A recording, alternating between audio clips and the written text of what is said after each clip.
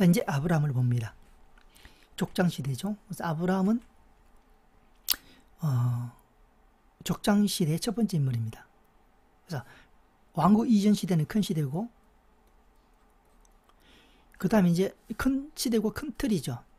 틀하고 시대라고 표현했습니다. 틀하고 큰 틀, 큰 시대 이렇게 표현했죠. 큰 틀, 큰 시대. 큰 시대, 큰 틀이고, 또 중간 틀, 작은 시대는 여기는 족장시대죠. 족장시대. 하란부터 애국까지 내려가는 이 족장시대가 이제 중간 틀이고, 시대로 따지면 작은 시대입니다. 족장시대는 작은 시대. 그리고 작은 틀들 있죠. 그게 아브라함, 이삭, 야곱, 요셉, 요게 이제 작은 틀들입니다. 여기는 이제 중간 틀이고, 큰 틀이고, 중간 틀이고, 작은 틀이고. 왕국 이전 시대 큰 틀 아래에는 중간 틀이 7개가 있고, 중간 틀 아래 작은 틀이 23개가 있죠. 그래서 큰 틀, 중간 틀, 작은 틀, 왕국 이전 시대의 틀이다. 이렇게 하면 됩니다. 족장 시대를 봅니다. 12장부터 50장까지 외워놨죠. 네 인물 아브라함, 이삭, 야곱, 요셉이고, 12장부터 24장, 다음 25, 26, 다음 27, 36, 37, 50 이렇게 반드시 외워야 되고, 아브라함 때 기록된 책이 6개, 42장까지 이렇게 정리하고, 그 다음에 이제 아브라함의 생애를 봅니다. 아브라함, 창세기 12장부터 24장까지고, 족장시대 첫 번째 인물이고, 족장시대의 작은 틀입니다. 아브라함은 큰 틀 정리했고, 4개, 성경 전체에서 중간 틀 23개, 작은 틀 46개. 작은 틀은 이제 구약만 있죠. 구약만. 큰 틀 4개, 왕국 이전 시대, 왕국과 그 이후 시대, 예수 시대, 사도 시대이 큰 틀이고, 중간 틀은 이제 구약은 11개고, 신약은 이제 12개죠. 구약은 11개, 신약은 12개.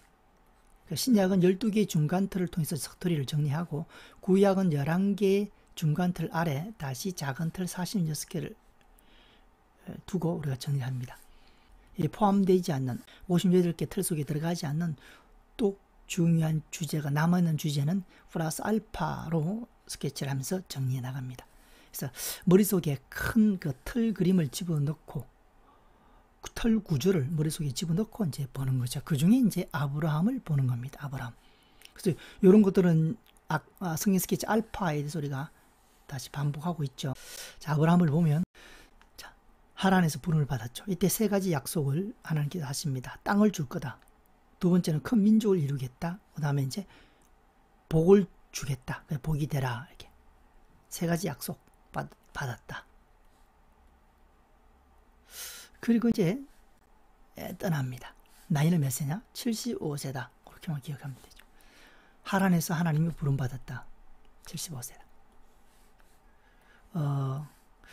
아브라함은 우상을 만드는 집안의 아들로 태어나서 그렇게 자랐죠. 그런 아브라함을 통해서 하나님께서는 모든 민족으로 말미암아 복을 주시려고 아브라함을 택하셨다 하는 겁니다. 그렇게. 이제 조금 더 깊이 들어가면 또 묵상이 되겠죠. 결국 이 복은 구원이겠죠. 영적 구원입니다. 영적 구원. 아브라함이라는 그 민족을, 보이는 민족을 택하여서 이제 민족들이 많겠죠. 아브라함의 자손,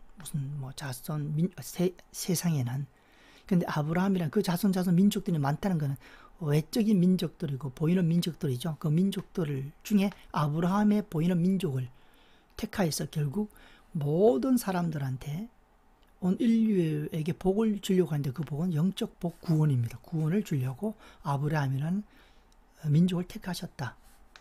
그렇게 간단하게 기억하고, 택하셨을 때도 아이를 한 명도 낳을 수 없는 그 가정을 택해서 큰 민족을 이루셔서 하나님의 궁극적인 목적을 이루어 가시는 하나님의 모습을 우리가 잠깐 볼 수가 있고, 그때 나이는 75세였다. 넘어갑니다. 그 다음에 이제 세겜에 도착해서 뭐 하느냐? 단을 쌓았습니다. 세겜, 모래 상수리 나무, 마물에도 있고 상수리 나무가 두 군데 기록되고 있죠. 마물의 상수리 나무도 있고 모래 상수리 나무인데 세겜 땅에서는 모래 상수리 나무에 이르렀다. 그래서 이제 제단을 쌓았다.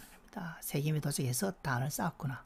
하나님이 지시한 땅으로 가자마자 하나님을 예배했구나. 하나님과의 관계를 예배했다는 것은 관계를 갖고 인도함을 받고 통치를 받고 순종하고 따르는 그런 어떤 의미가 담겨 있겠죠. 하나님을 예배했다. 그리고 어디로 가느냐? 베들로 내려갑니다. 가서 어떤 일이 생기느냐 하면 기근을 만나죠. 여호와 이름을 부르는 것도 있죠. 여호와 이름을 부른다는 것은 또 몇 군데 기록 나와 있죠. 그러나 일단 여기서 가장 핵심적인 스토리는 기근입니다. 그래서 그 장소에서 가장 핵심적인 사건을 우선적으로 공부해 가는 거죠. 그것만 공부해 놓으면 나머지는 성경 읽으면서 스스로 공부할 수가 있습니다.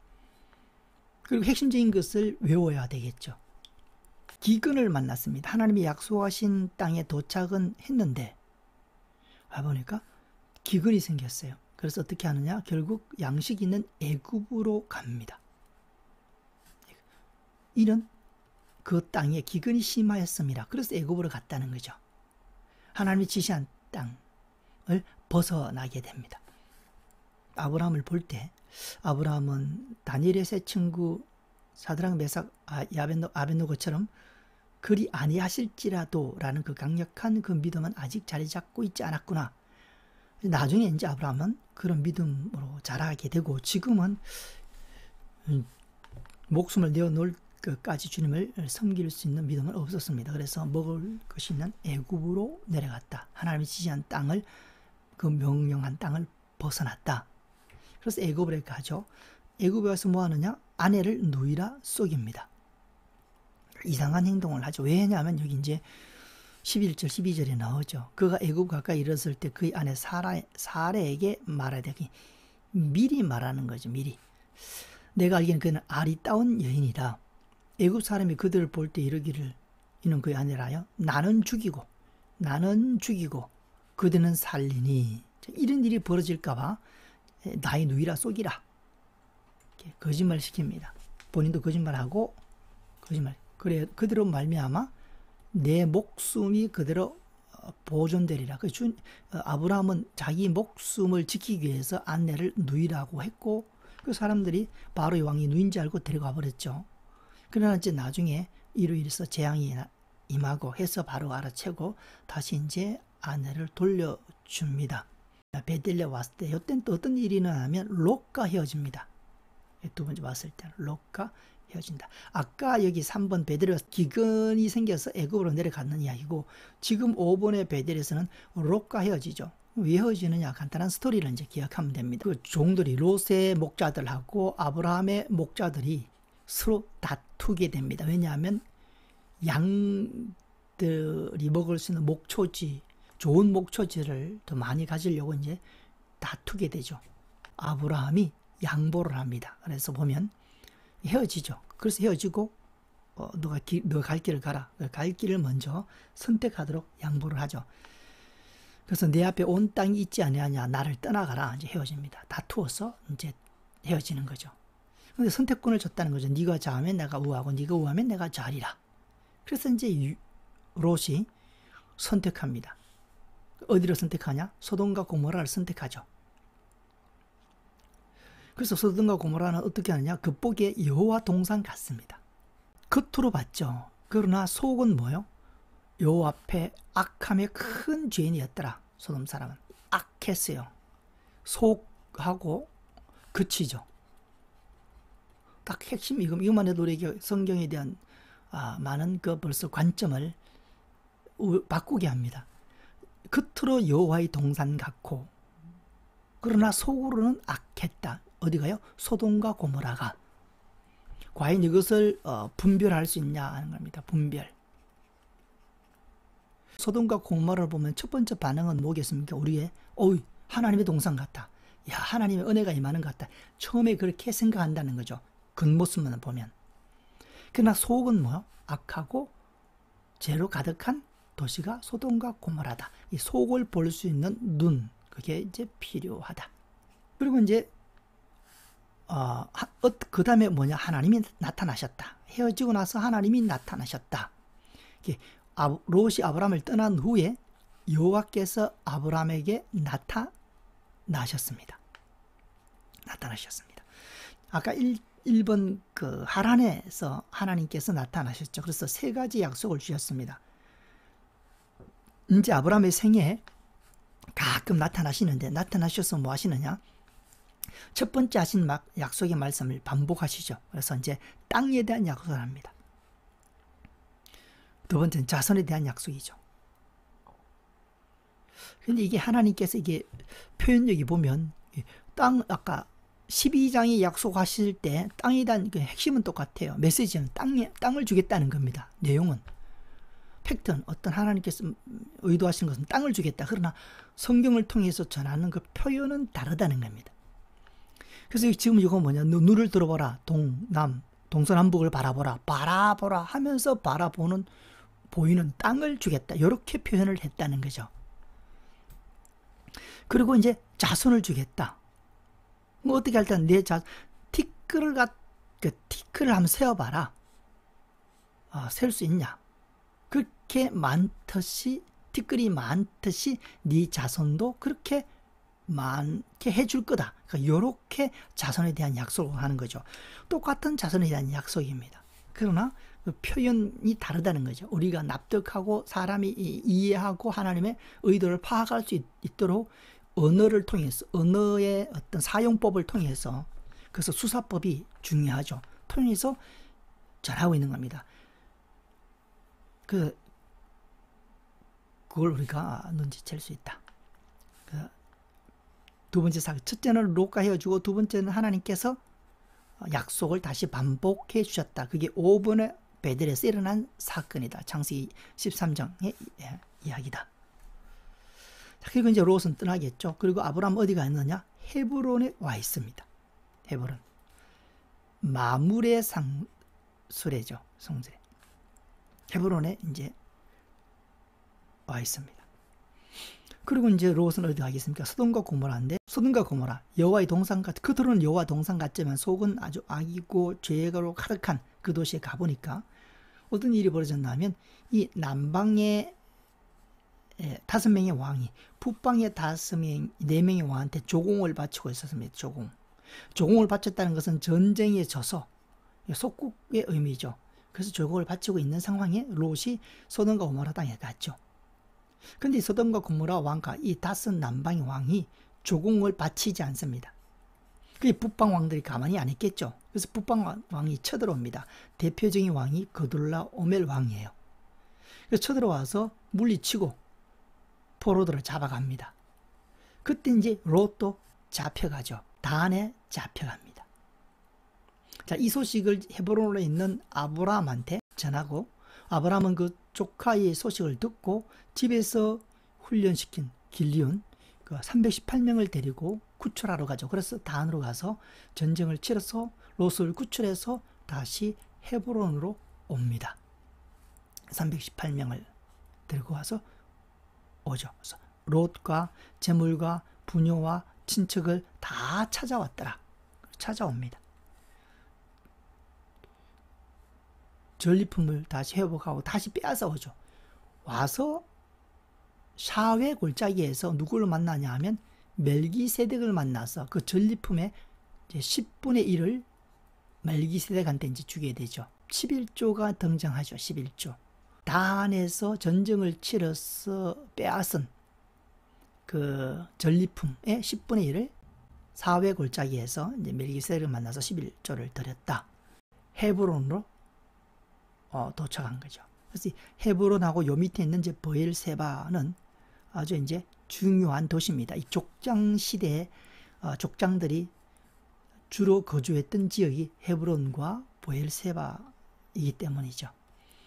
나중에 이 헤브론은 이제 정치적인 성격이 강한 도시로 이제 변하게 되겠죠. 사무엘, 사울, 다윗 이때 가면. 자, 그리고 이제 15장에 지금 헤브론에서 일어난 사건입니다. 15장에 또 하나님이 또 나타나셨죠. 아까 5번에 베들에서 하나님이 나타나셨을 때 일본에도 나타나셨죠. 나타나셨을 때 세 가지 약속을 하셨고 여기도 이제 두 가지 약속하셨고 또 나타나서 또 첫 번째 한 약속의 반복입니다. 땅에 대한 약속, 그리고 자녀에 대한 약속, 그렇게 보죠. 그 자녀에 대한 약속은 하늘의 별들을 통해서 10분의 1, 이거는 살레만 멜기스덱 10분의 1 아까 얘기한 것처럼 중국어, 사후의 골짜기 중국어. 이 멜기세덱에 대한 이야기는 이제 히브리서에 가면 나오죠. 히브리서는 예수 그리스도의 탁월성을 얘기하고 있는 13장까지 있네요. 11에서 13장까지는 탁월성을 얘기하고 있는데 비교해서 얘기합니다. 비교해서. 그 제사장 직분을 얘기할 때 예수님은 멜기세덱의 반차를 쫓아서 제사장이 됐다. 그런데 아론은 레위의 족보를 따라 제사장이 된 거죠. 그래서 비교를 할 때 예수님의 제사장의 직분의 탁월성을 비교할 때 이 부분을 언급했다는 거고, 그 다음에 이제 나타나십니다. 나타나셔서 아까처럼 자녀와 땅에 대한 약속을 또 하시죠. 그래서 이때는 어떻게 하느냐. 하늘을 보게 하죠. 밤에. 그래서 무뼈를 셀 수 있나 보라. 내 자손이 이와 같으리라. 아까도 땅의 티끌이라고 썼죠. 티끌을 셀 수 없듯이, 아까 베들에서 티끌을 셀 수 없듯이 네 자손을 이렇게 많게 할 거다 했고, 지금은 무뼈를 표현하죠. 이 언어라는 거죠. 이게 똑같은 하나님의 메시지는 똑같죠. 네 자손이 많아질 것이다.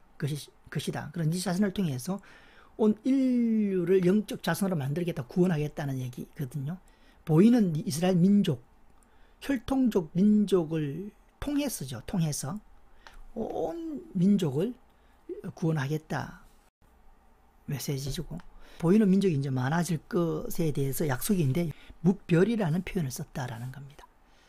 그 성경을 읽으면 읽을수록 하나님의 메시지가 자꾸 강화되죠. 우리 속에서 굳어지고 명확해지는 겁니다. 자꾸 읽으면 똑같은 내용이 반복되니까. 그러나 다르게 표현한 거죠. 다르게 표현한 겁니다. 그 성경이 왜 자꾸 읽어도 지겹지 않냐 하는 것은 영적인 사실을 전하기 때문입니다. 그 영적인 사실을 언어로 전했기 때문에 언어는 영적인 사실을 다 못 전하거든요. 그러니까 많이 읽으면 읽을수록 점점 그 영적인 사실이 선명해지고 명확해지기 때문에 읽으면 읽을수록 은혜가 되는 책이 성경이죠. 읽으면 읽을수록 진리가 더 강해지고 더 온전해지고 더 디테일하게 느껴지고 다가오기 때문에 성경을 묵상하고 자꾸 반복해서 그게 끌려서 읽는 거죠. 더 하나님의 사랑을 알았는데 더 알게 되고 그 특징을 더 보게 되고 볼 때마다 은혜가 되는 거죠. 그래서 성경은 이제 우리가 반복해서 읽어야 되고, 그래서 언어로 표현됐기 때문에 그런 현상들이 나타난다 하는 겁니다. 자, 그렇게 표현하고, 그 다음에 쪼갠 고기 사이에 땅에 대한 약속은 또 이렇게 표현을 하죠. 땅. 아까는 동, 서, 남, 북을 바라봐라 이렇게 표현했지 않습니까? 그래, 보이는 것을 내가 주겠다. 땅에 대한 약속을 그렇게 표현했어요. 아까 이게 베들에서. 근데 지금 헤브론에서는 어떻게 표현하느냐? 땅에 대한 약속을 할 때 이제 쪼갠 고기, 이 시대의 옛날 사람들이 통상적으로 사용했던 두 사람이 어떤 약속을 하고 이 약속을 꼭 지키자. 안 지키면 목숨을 걸겠다라는 의미로 고기를 쪼개놓고 그 사이에 이제 지나가는 의식을, 인간이 잘 알고 있는 의식을 통해서 하나님 메시지를 전하는 거죠.